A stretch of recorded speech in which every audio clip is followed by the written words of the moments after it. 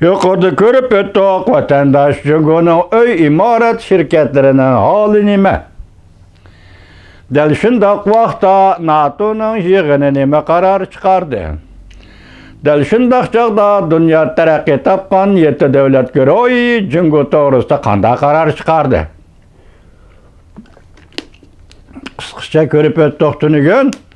Lekin bir yerde başta ettim ben hazır Cungo doğrusundaki iktisat kararı da 7 devlet göre Cungo'ga tayini velişine azaytiş. Bir yerde Cungo'ga tayini velişine azaytiş degen gep Cungo'nun bazarıga tayini velişine azaytiş. Cungo'da esilde bazarı yok. Çünkü taşkı sodunun dairesi intayin çeklik edevetende. Şunun işinin ki 2001-12 ayda Dünya Sodu Teşkilatı'na aza bulup kiriştim burun. Cungo'nun hali neçük idi dep sual koyunçu. 3 milyon nüfusu var Singapur'un taşkı sodisi. Şu vaxtki Cungo'nun taşkı sodisinden ortak idi. Singapur dünyaga eçivitilgen. Cungo dünyaga işik takıp algan devlet idi vatandaş. Ondan keyin Amerika bir özü kol silip yaxşılık kılış bilen yol başlap. Cungo'ga ökütüp islahatlı 80-ci yıllardan başlap yol koyup yani diplomatik münasebet ornatkan deyin yol koyup iktisadi islahatlı Cungolukları ökütüp ahır Dünya Soğuk Teşkilatı elip kiribidi.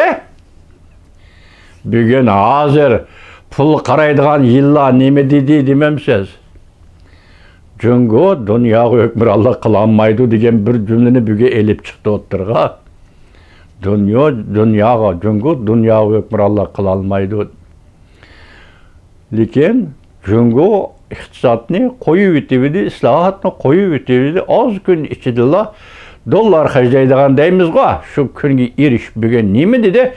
Dünyaga hükmürallık kılıman, Amerika sen bilen tan olturup tan kopaman, senin dünyaga zomugerlik kılış ornunga men ütümen, men dünyaga zomugerlik kılıman, işte oval Uygurlarını etnik tazılaştın başlayman dege yeg öttü vatandaşı.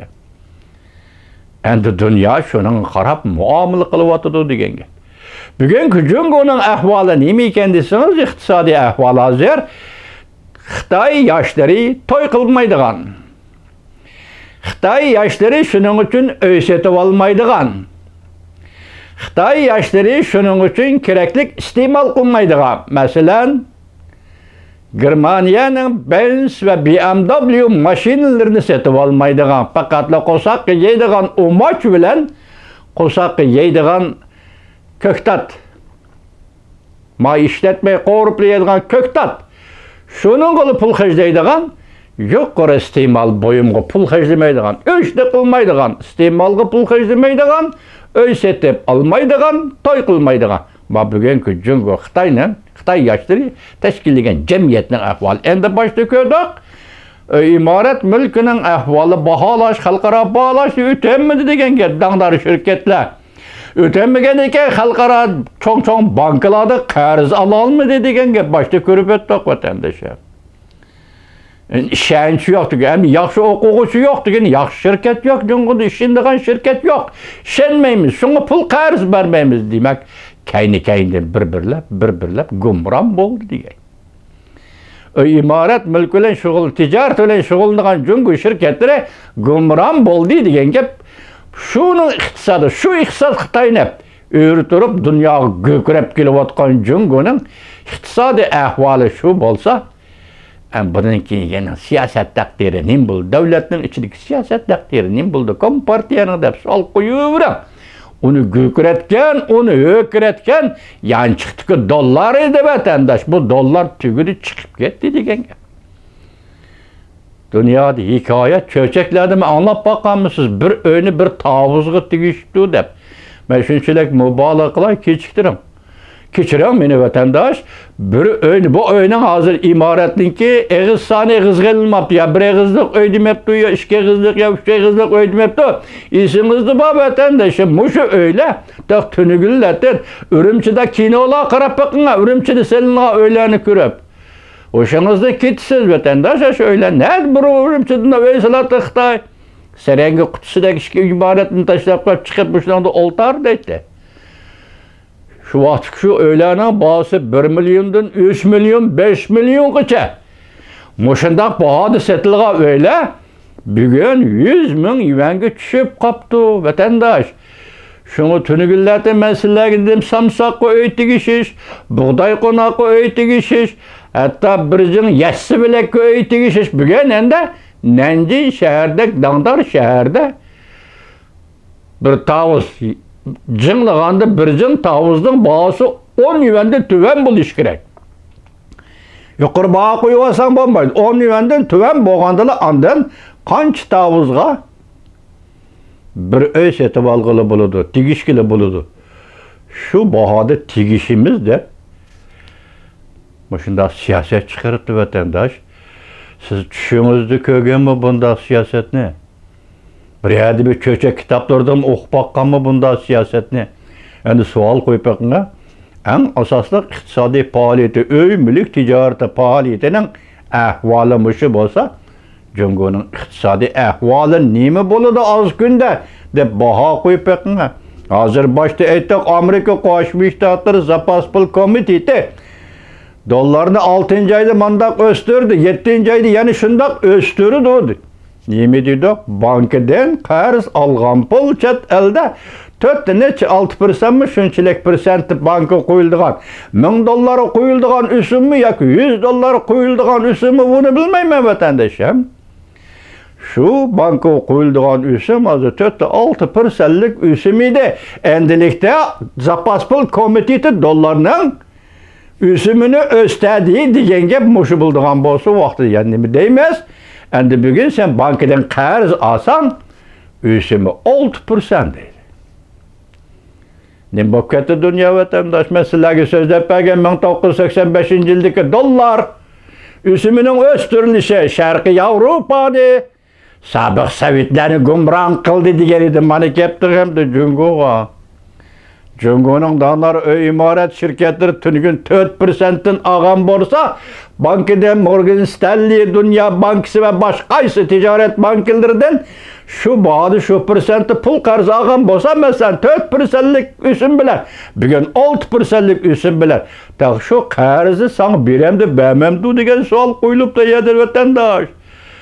Dedi onu sen de işenç var mısın demiş ki biri ben bu pulunu qarz biriş ki bombaydı işenç tügüdü. Cüngudaki şirketler doğrusu işenç tügüdü. Bir mi yaxşı okuğucu yok davatıdı o. O degene bir mi yaxşı şirket yok işenmeyimiz davatıdı o. Dünya, kapital, dollar cünguga kırmızı cüngunun bazarga çıkan ya halkarada bazarga çıkan şirketleri qarz vermişse erta yaki ögün nimi iş buludu den vatandaş.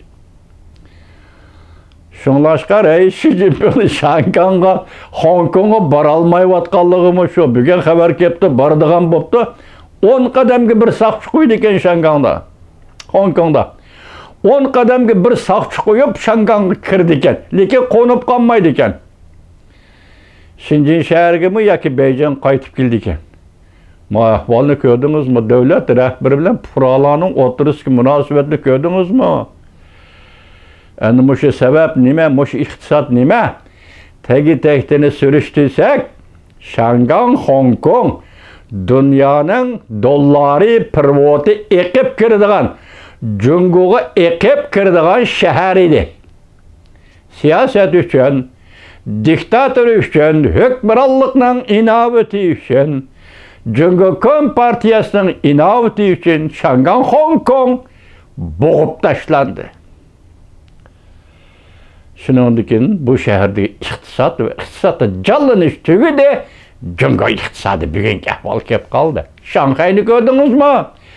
Shanxayda hozir mulozim, davlat mulozimlari hatto o'qituvchilarning maoshi tunigun 10 yuan bo'lsa, 4% qisqartib o'tilsa, demak 10 yuandan 4 ko'chan ketdi. Hozir har bir odamning qo'liga tegadigan maosh 6 ko'chan bo'lib qoldi degan gap. Mol bahosi-chi, pul paxalligichi bularni qo'shganda shuning bilan hozir nima deyotdi Xanzu yoshlari, qanday yashaymiz bu davlatda deyotdi. Azı kaçay desen kaçıdığan mı yol yok. Pasportun yolu itek. Geçiversen başka devletler mi anmaydı senin alırgan kubul kıldığa İslam'ı tüvüdü dünya dep hesaplayımız. Hazır hesap şunda durup oturduk. Dünyanın hesabı şunda bulup oturduk vatandaş. Endi kileyli bu hesap şundak boldu dedik Cumhur'un. Hazır endi Uyg'uriston, mustamlik Uyg'uriston, Tibet'in iqtisodiy ahvoli qanday bo'ldi? Bu mustamlikalarda ishlab chiqarish organları demakchi ishlab chiqarish zavodlari yo'q. Tibet'im yo'q. Mustamlikada eg'ir sanoat organlarini, eg'ir sanoat zavodlarini qurmaydi mustamlika elde. Bütün tarixdagi mustamlikchilarning xususiyati shu. Jungo Xitoy degan texmi qurmaydi, eg'ir sanoat deganda mustamlika ellarga elib kirmaydi vatandosh. Uyg'uriston mustamlik Uyg'uristondagi iqtisod yezigilik iqtisodi. Sanoat iqtisodi yo'q. Tibetdagi iqtisod chorvachilik iqtisodi. Sanoat iqtisodi yo'q. Agar xam ashyoga tushgan ehtiyoj bor desamiz, qiyinlayotgan Uyg'ur xalqi terlab pishib topgan pulini ham ashyo bozoridan va ham ashyo bahası bozorga elib kiralisa, balki bu huquqmi allaqachon tortib elindi deganga bu huquqmi yo'q, chunki bu yerda baho qo'yish masalasi bor. Bahoni kim qo'ydi? Xonallik Xitoy qo'yamdi bahoni.